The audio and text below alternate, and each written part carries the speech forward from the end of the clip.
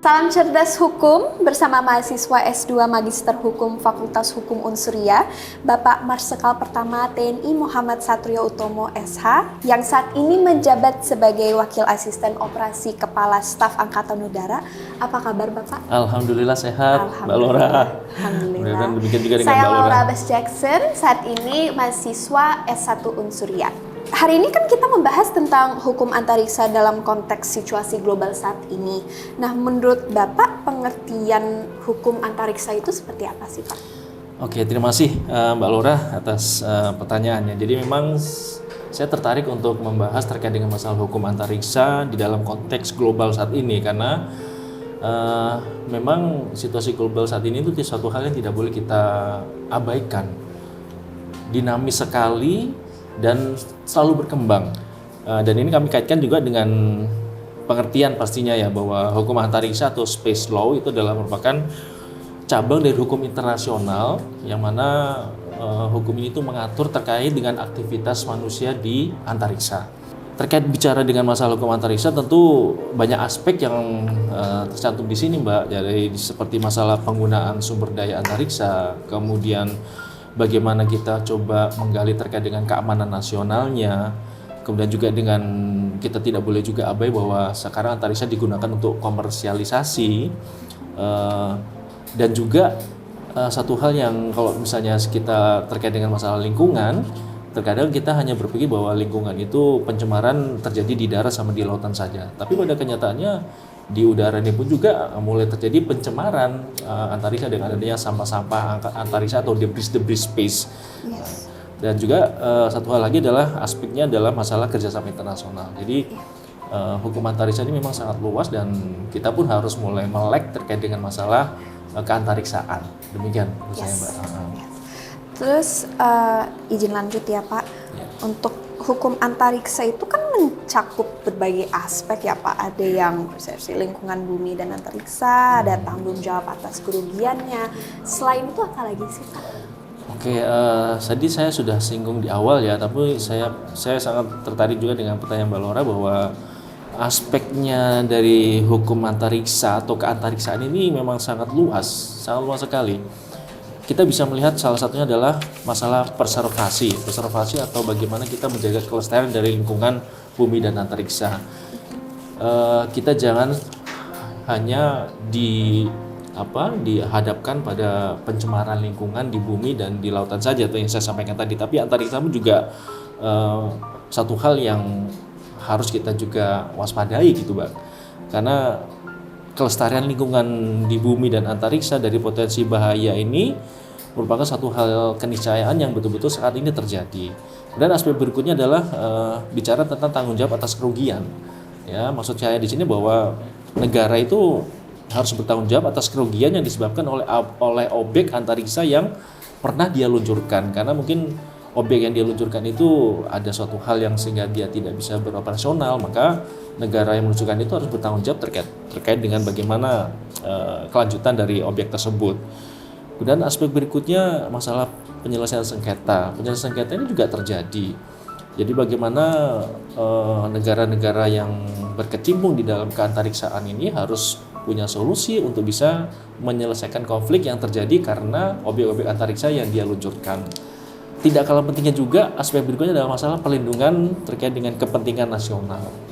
Nah, ini saya pikir juga tidak boleh kita abaikan tuh Mbak, karena apa yang ada di antariksa di atas negara kita ini tentu sedikit banyak menjadi tanggung jawab kita dan bisa berimplikasi terkait dengan kepentingan kita sebagai sebuah negara.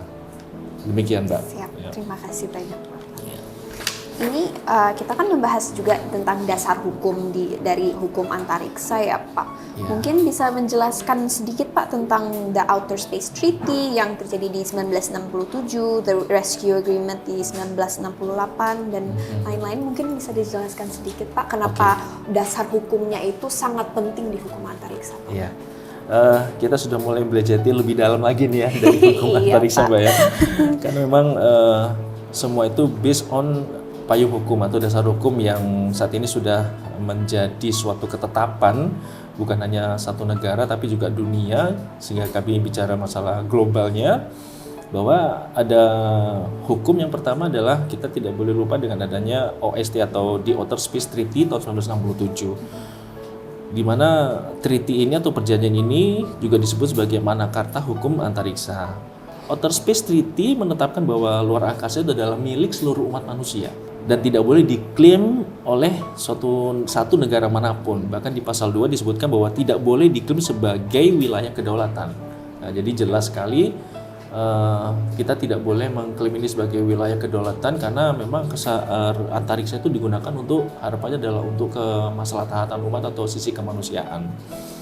Kemudian yang berikutnya saya ingin sampaikan bahwa adanya The Rescue Agreement tahun 1968. Jadi agreement ini mengatur terkait dengan kewajiban negara dalam memberikan bantuan kepada astronot yang mengalami kesulitan di luar angkasa. Kemudian ada The Liability Convention tahun 1972. Jadi ini memang tahun-tahunnya berurutan nih Mbak ya, karena memang dinamisnya keantariksaan itu menjadikan PBB berpikiran untuk selalu mengupdate terkait dengan dasar-dasar hukumnya. Untuk konvensi tahun 1972 menetapkan tanggung jawab negara peluncur terhadap kerusakan akibat aktivitas luar angkasa. Jadi tanggung jawab itu bagi negara yang meluncurkan manakala ada suatu hal yang berkaitan dengan objek yang dia luncurkan dan terjadi sesuatu hal, maka dia harus bertanggung jawab atas kerugian yang diakibatkan oleh objek tersebut. Ini juga semakin melengkapi bahwa kewajiban dan keharusan suatu negara untuk mendaftarkan objek antariksa yang mereka luncurkan ke orbit atau ke antariksa. Jadi harus didaftarkan apa yang dia luncurkan sehingga itu menjadi suatu hal yang diketahui oleh global. Termasuk dasar hukum yang saya dapatkan adalah terkait dengan The Moon Agreement tahun 1979, Mbak. Jadi agreement ini menegaskan bahwa bulan dan sumber dayanya adalah warisan bersama umat manusia. Nah, sehingga sangat jelas bahwa eksplorasi serta pemanfaatan eksploitasi sumber daya di bulan dan benda langitnya ini secara adil adalah untuk kepentingan umat manusia.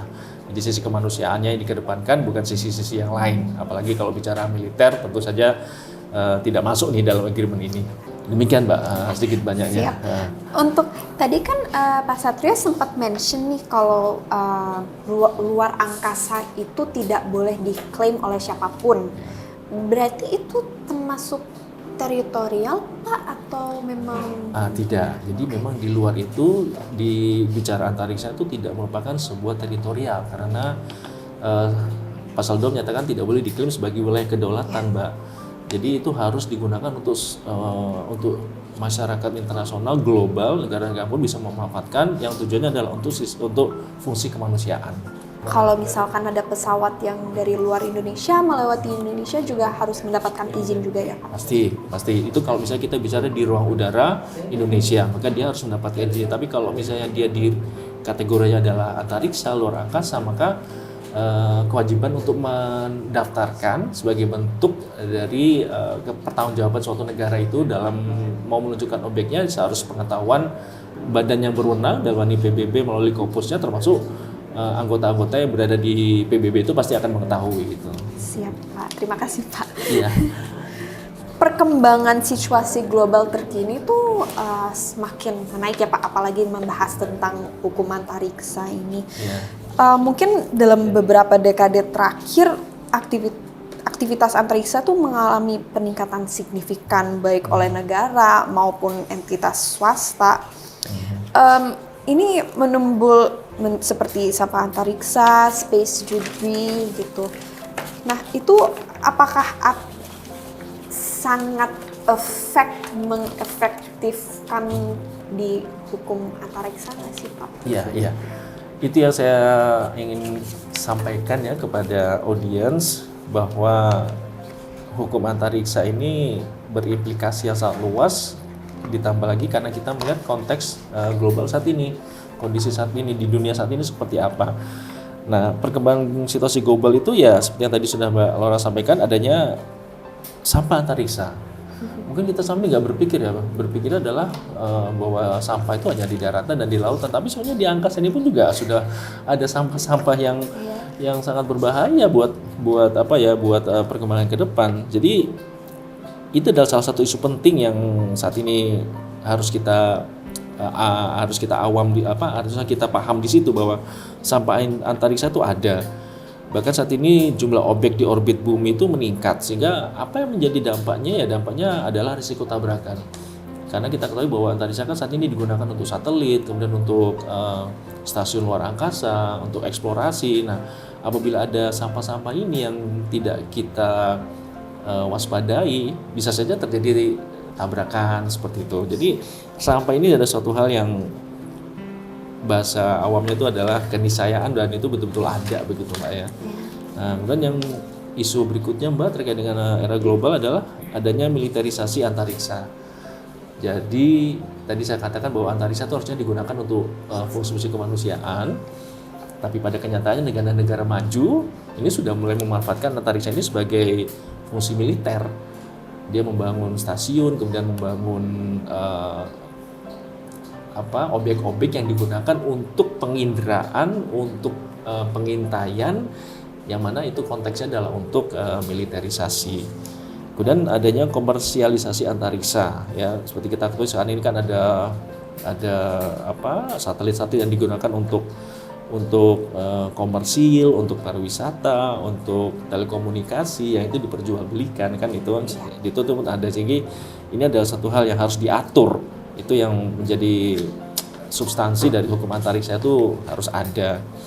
Dan yang terakhir yang bisa saya kedepankan di sini adalah masalah eksplorasi dan eksploitasi sumber daya antariksa.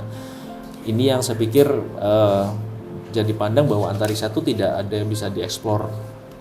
Sangat ada dieksplor dalam konteks yang berbeda dengan eksplorasi sumber daya alam mestinya ya, yang ada di bumi. Tapi di atas ini banyak sekali hal-hal yang bisa diekspor terkait dengan masalah satelit komunikasi, kemudian untuk penginderaan, untuk fungsi-fungsi kemanusiaan, itu yang saat ini saya rasa berkembang di dunia global, dan itu harus diatur dengan adanya hukum antariksa.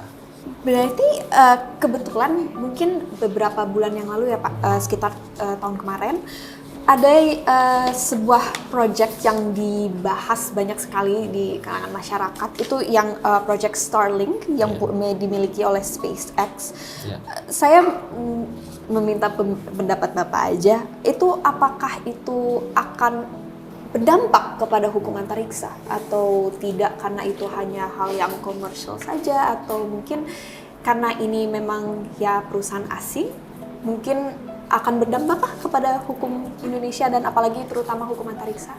Apabila tidak diatur dengan adanya sebuah dasar hukum, saya pikir ke depan pasti akan ada dampak. Karena memang orang akan berpikir secara berkembang, kemudian berpikir bagaimana dia bisa mendapatkan sesuatu hal untuk kepentingannya, sehingga Starlink yang dalam konteks ini adalah untuk kita bisa mudah berkomunikasi, bisa saja nanti dimanfaatkan untuk suatu hal yang tidak dalam konteks kemanusiaan, bisa saja nanti dimanfaatkan untuk sisi-sisi militer. Karena manusia kan selalu berkembang, pemikirannya kan selalu berkembang, sehingga kalau misalnya itu tidak diatur, fungsi yang semula Starlink adalah bagus untuk bagaimana mengkoneksikan kita dari segala macam penjuru untuk bisa berkomunikasi dengan mudah, kemudian bisa mendapatkan informasi masalah pengetahuan, masalah media sosial ataupun segala sesuatunya dalam konteks koneksi itu menjadi mudah. Kalau tidak diatur, bisa saja nanti ini menjadi suatu hal yang digunakan untuk penginderaan, pengintaian, kemudian untuk memata-matai satu negara tertentu dalam konteks militerisasi. Nah, ini yang saya pikir harus kita yakinkan itu tidak terjadi dengan adanya hukum yang betul-betul mengatur dan mengikat secara ketat fungsi dari Starlink ini ke depan, gitu Mbak. Oke, Bapak bisa menceritakan atau menjelaskan ada nggak sih beberapa contoh kasus nyata dalam hukum antariksa?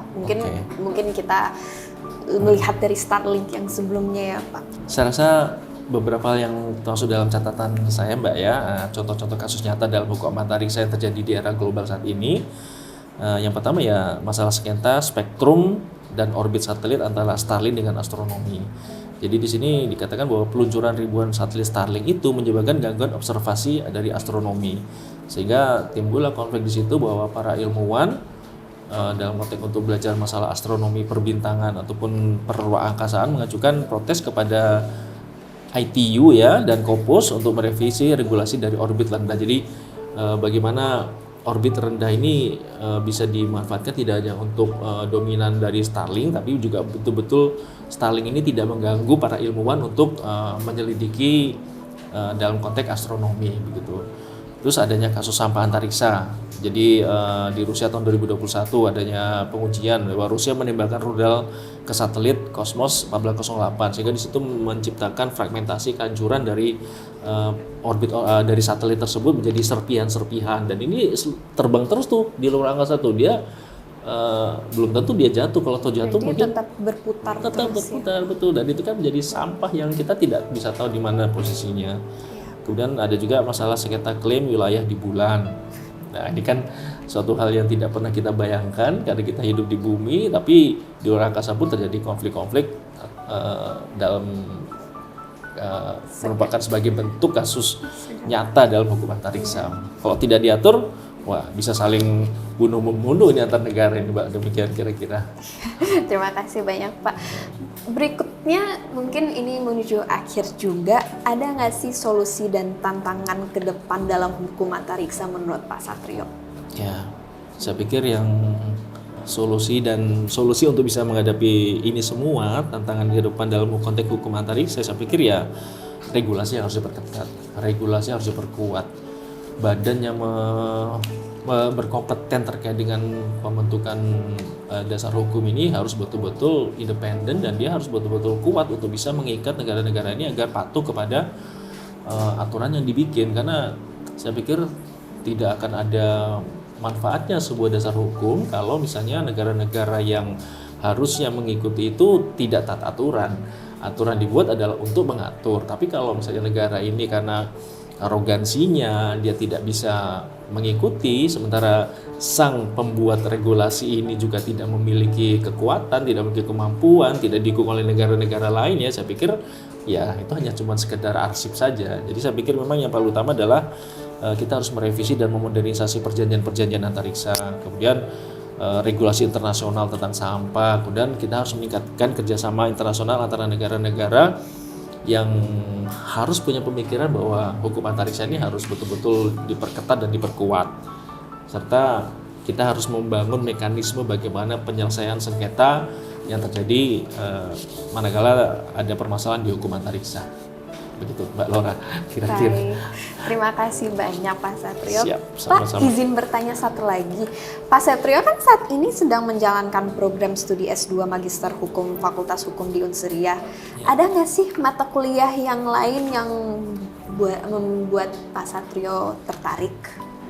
Iya, saya rasa banyak sekali ya. Saya bersyukur sekali Unsuria ini eksis ataupun menyediakan fakultas atau FH ya, fakultas hukum, bahkan sampai dengan jenjang yang lebih tinggi, tidak cuma S1. Karena mata kuliah yang saya dapatkan itu betul-betul bermanfaat pastinya buat paling tidak buat menambah wawasan pengetahuan kita ya, tapi ke depan pun saya pikir bisa digunakan untuk kita berkontribusi kepada masyarakat maupun bangsa dan negara, karena mata kuliah seperti hukum udara internasional dan nasional itu kita bisa dapatkan. Hukum antariksa itu sendiri juga kita bisa dapatkan, apalagi kalau saya memang dari angkatan udara ya, sehingga hukum ini sangat penting sekali buat saya. Kemudian ada juga masalah hukum udara perdata baik nasional maupun internasional, hukum asuransi.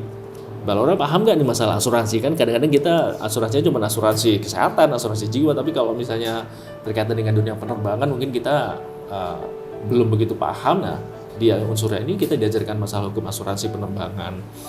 Kemudian masalah pembaruan hukum udara juga kita dapatkan, hukum operasi udara, dan juga kejahatan dan terorisme penerbangan. Itu adalah masih sebagian kecil, karena saya sudah tahun kedua nih Mbak ya. Tahun pertama mata kuliahnya juga sangat-sangat menarik untuk kita pelajari begitu. Berarti mata kuliah terkait dirgantaraan itu lengkap ya Pak? sekali. Selain kedirgantaraan ada nggak sih Pak yang lain? Oke, untuk di Unsuria Fakultas Hukum ini selain hukum, kita belajar hukum kedirgantaraan, dia juga belajar hukum pidana, hukum perdata, dan hukum kesehatan. Wah, Jadi, sekarang berarti lengkap. udah membahas tentang hukum kesehatan ya Pak? Sudah sampai sejauh itulah. Jadi sangat bersyukur. Kemudian apresiasi pastinya Unsuria ini bisa berkembang sehingga saya pikir masyarakat dimanapun itu tidak akan rugi dan tidak akan kecewa manakala dia belajar tentang hukum di Unsuria, karena bisa aplikatif dan bisa paham ilmu-ilmu yang tidak cuma ilmu-ilmu normatif tuh Mbak Alora, tapi juga ilmu-ilmu yang kekinian termasuk hukum dirgantara terutama. Pasti. Demikian. Baik, terima kasih banyak Pak Satrio Sama-sama. untuk waktunya hari ini. Terima kasih juga sama-sama. Terima kasih banyak